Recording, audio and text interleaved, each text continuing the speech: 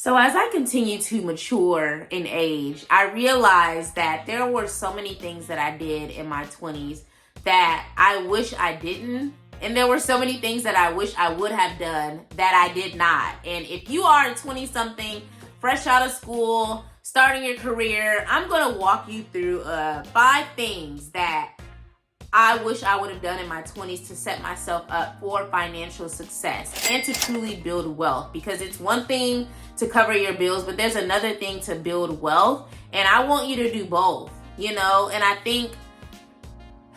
just want you to do both. So let's just jump into it. So number 1, 5 money moves that I wish I would have made. Number 1 is to take advantage of the 401k match that a lot of companies offer. So if your company offers up to 3% of a 401k match, don't withhold that. I want you to really be thinking about retirement from the very beginning.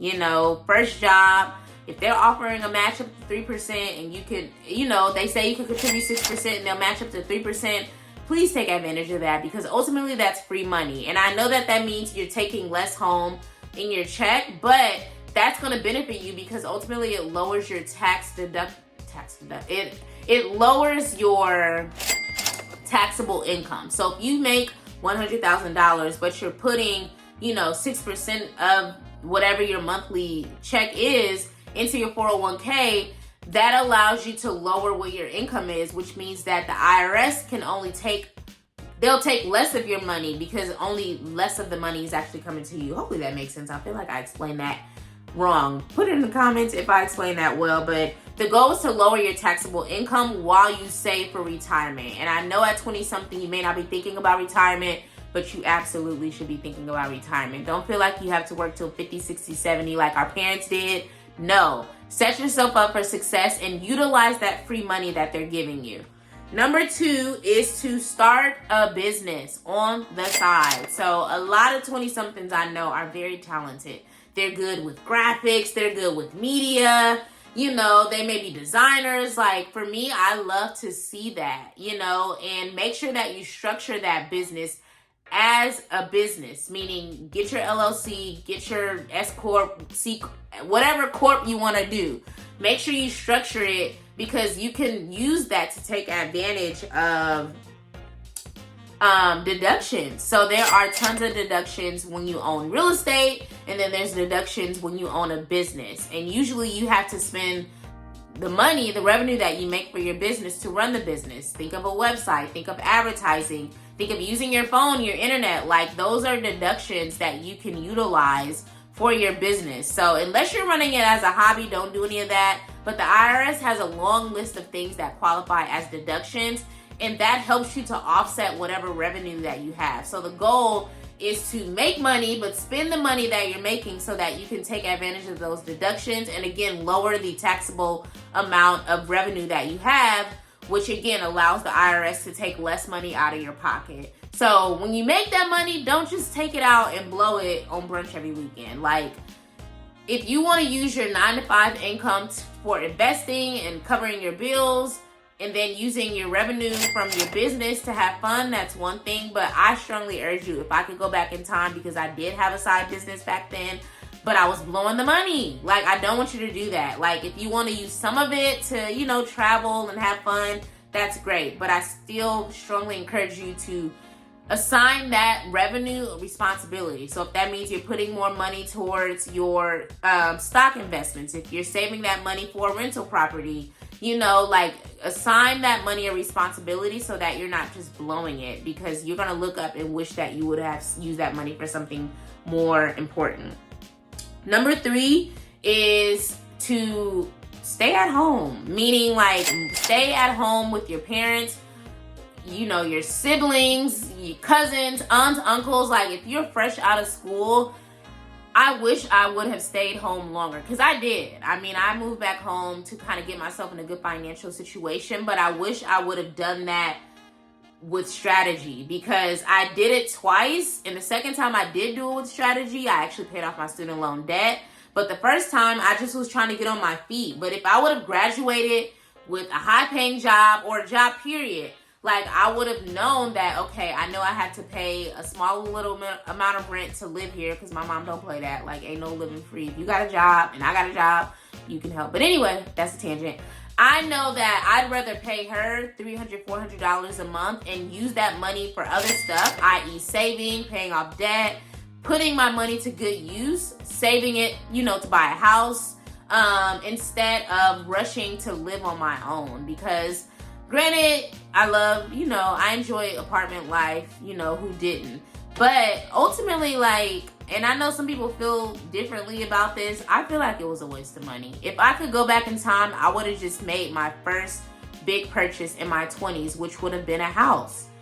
Which leads me to point 4, is to buy a home. So when you're at home living with your mom, your dad, your parents, siblings, number 1, take advantage of that. And 2, use your money wisely. Just because you have extra money to play with, I wouldn't play with it. Have your fun, but buy a home, because these homes are only appreciating in value. These homes are rarely decreasing in price.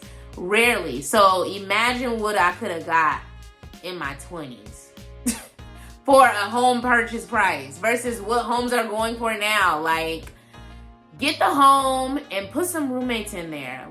Don't feel like you have to cover the whole mortgage on your own, especially if you're young. You're a little more flexible. For me, granted, I have a roommate. However, I have a roommate for strategy. But for you, especially if you're not home and you want to travel a lot, have someone pay your mortgage. Help you pay it at least. I wish I would have bought my home in my 20s.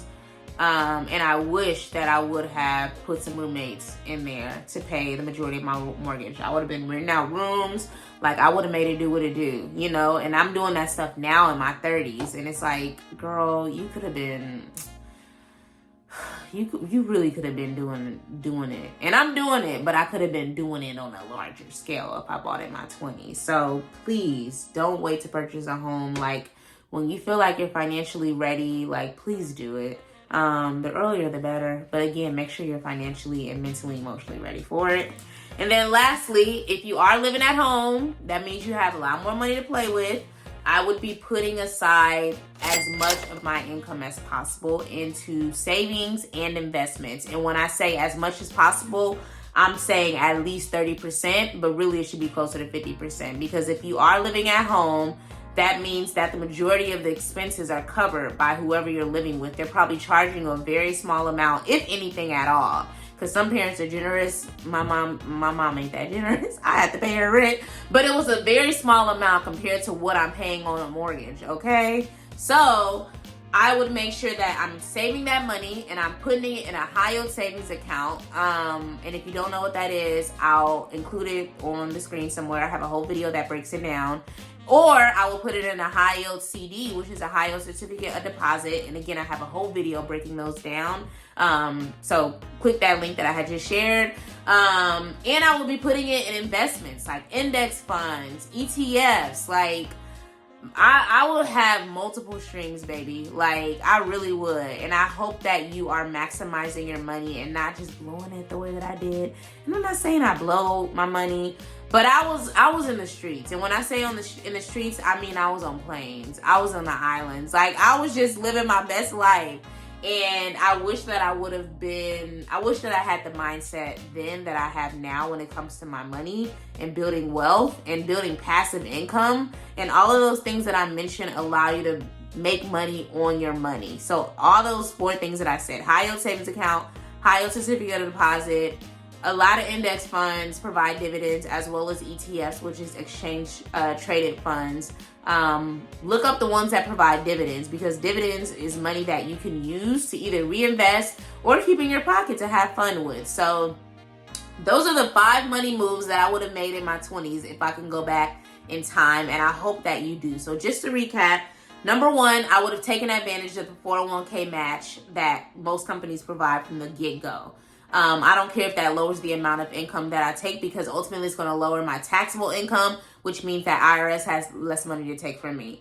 Number 2 is I would have structured my side business or my business. I would have incorporated it more efficient. Actually, I did incorporate it. But I would have assigned that revenue that I was making a responsibility. You know, I wouldn't have just been blowing it. Like, I would have invested it. I would have used it to save for a house, you know, something productive.